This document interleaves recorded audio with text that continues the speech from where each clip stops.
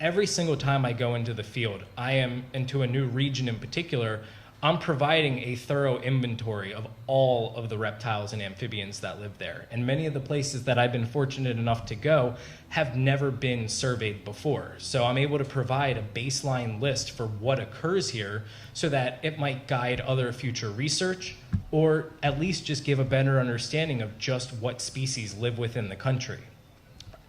So broadly, though, it will give a better understanding of overall biotic diversification in the Guyana Shield, as well as the overall biogeographic history. What effect has the Rupununi River and the Essequibo and all the different rivers throughout the Guyana Shield, what impact have they had on diversification of different species? And whatever I might find might guide other future research for different organisms for people to come and do subsequent research.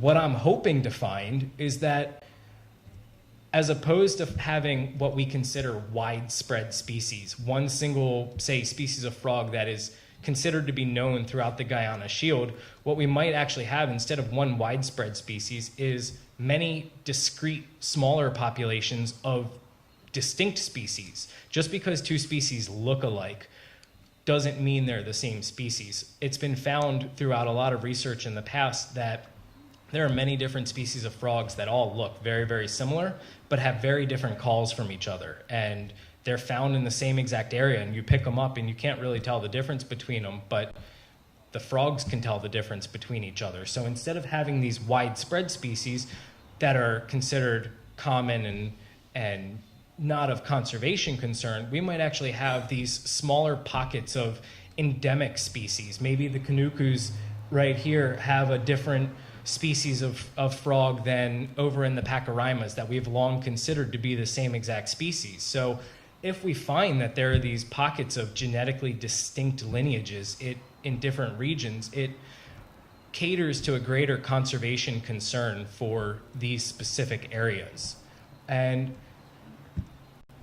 the reality is, in order to properly conserve an area, it is important to know what lives there. So by going into these regions and providing these inventories and then providing the genetic survey of how distinct they are, it's critical information for conservation issues and conservation attempts. And it's also been very important for working with local communities and better engaging them with the species that they have and the importance of these species.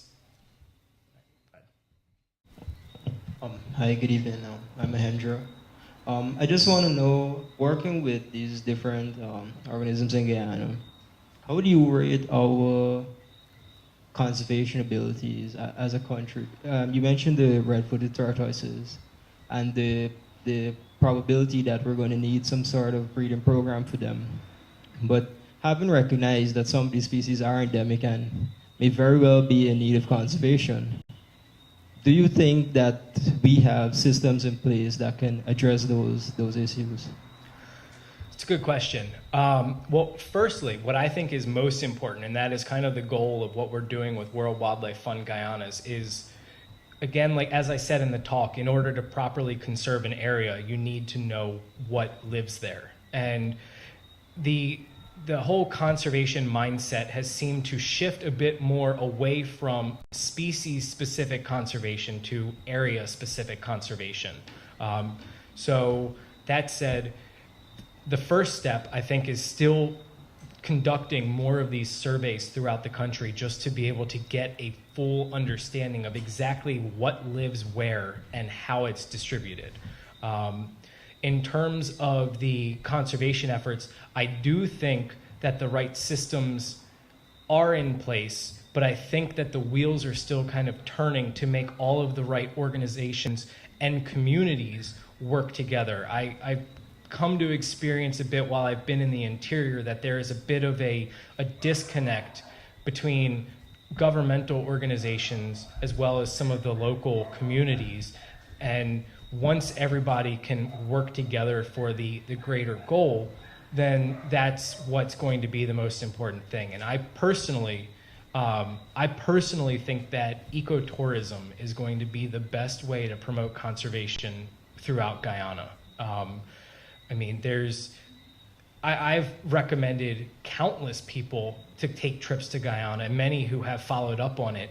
And it's just, the reality is, to the outside world, Guyana is still relatively unknown.